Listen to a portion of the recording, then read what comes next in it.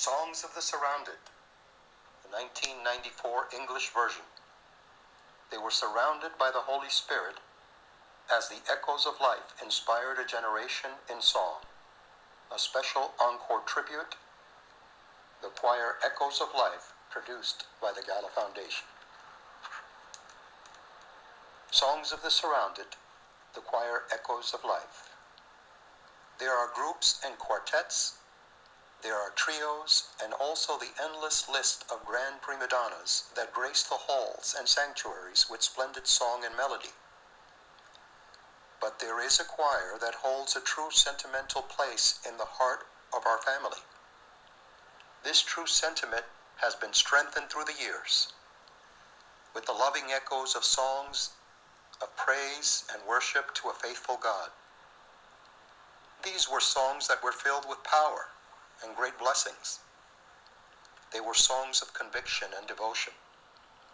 The singers were not just engaging in an empty tune, and that is what distinguishes the beloved choir Ecos de Vida. The very name of this choir serves as a legendary metaphor for what they have become.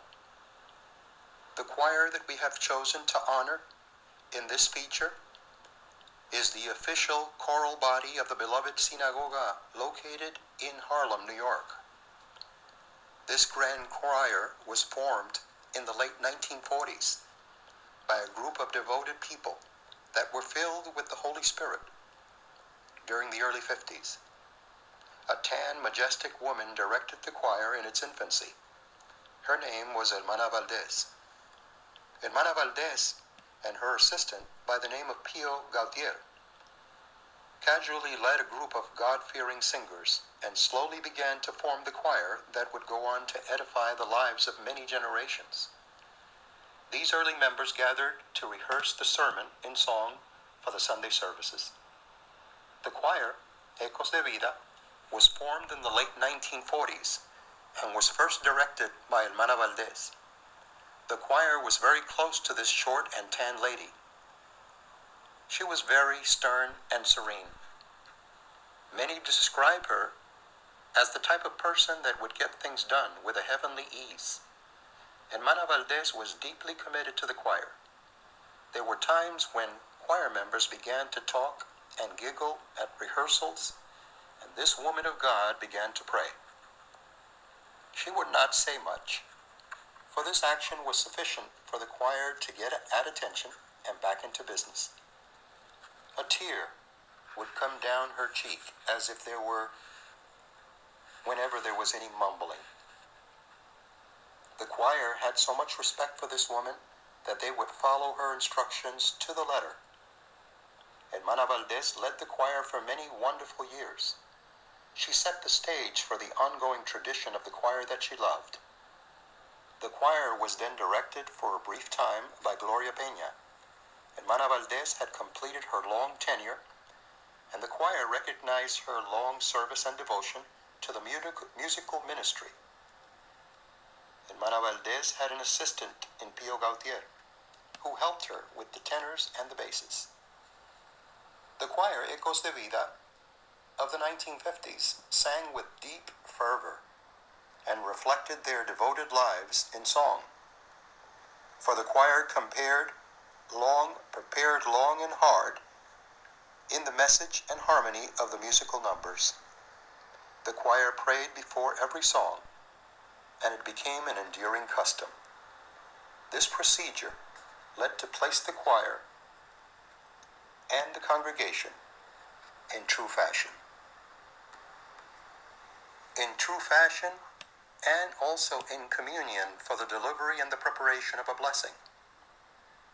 This noble choir has shown the consistency through the long, turbulent years.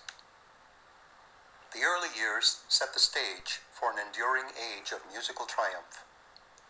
The Holy Spirit surrounded the early singers, and the congregation would be swept up in thunderous adoration and praise. The choir sang just moments before the Sunday sermon and cleared a path between the devotion and the evangelical message of the evening. The choir would come marching down the long corridors with the ladies wearing their well-dressed their well-pressed black skirts and glossy white blouses. They wore black tie ribbon laces around their collar. The men wore black suits and ties. The choir Ecos de Vida formed their now familiar circle in front of the original synagoga. Among the early choir members of the 1950s were Felicita Serrano, Nieves Bosch, and a very youthful Joaquin Maldonado. There was a young man that was preparing himself in the academic and the musical world. He was quickly becoming involved in the church, and he was destined to direct the choir. In the early 1960s, Raul Gonzalez led the choir to new heights, and God blessed the musical ministry with a string of triumphant deliveries, for they were surrounded by the Spirit of the Lord. The majestic echoes reverberated throughout the large new temple on 125th Street each Sunday evening. The tall man came up to the piano and directed the choir to stand. The familiar scene was spectacular, and certain children would recall the choir moving and resembling a long, winding train as they positioned on the platform overlooking the congregation. It was now the early 1960s. The choir, Ecos de Vida, was now singing the introduction to the radio program of the church, the Pentecostal Hour, on WBNX in New York City. Estad por Cristo firme, stand up for Jesus, declared the choir in powerful delivery. God was truly blessing this choir, and many new selections were being added to their growing repertoire. Raul began to coach the voices with weekly intensity. The late choir member Felicita M. Serrano lovingly recalled the times Raul would exercise their voices with a continuous scale of la la la and a repetitious vocal exercise that was designed to strengthen and refine the vocal range and quality. Deep, fervent prayer was never compromised. All of the members were God-fearing people that lived the daily life of true devotion. They also had deep respect for their director. The choir was now able to sing in other churches. There was an evening where the selected song of the day did not really go according to plan.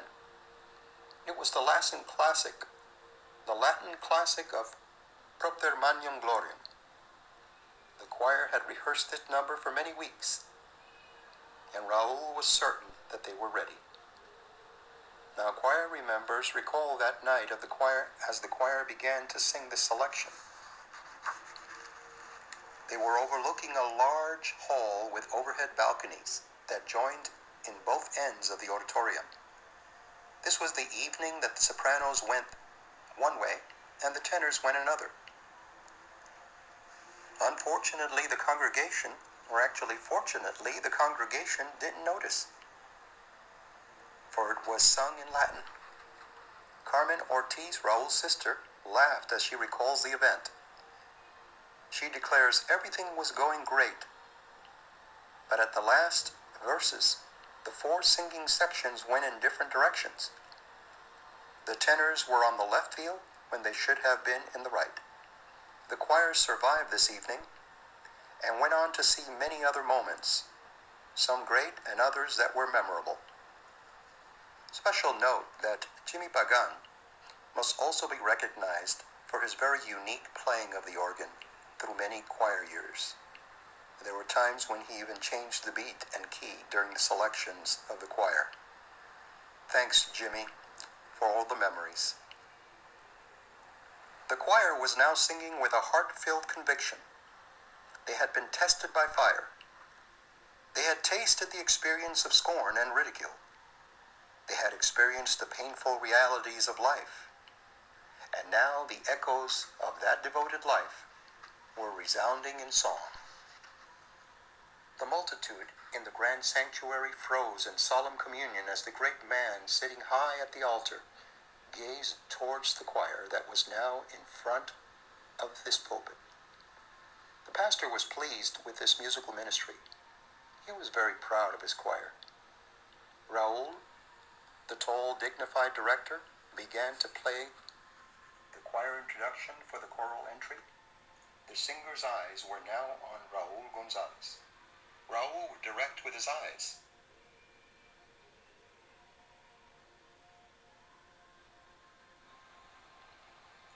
Songs of the Surrounded, 1994 English version.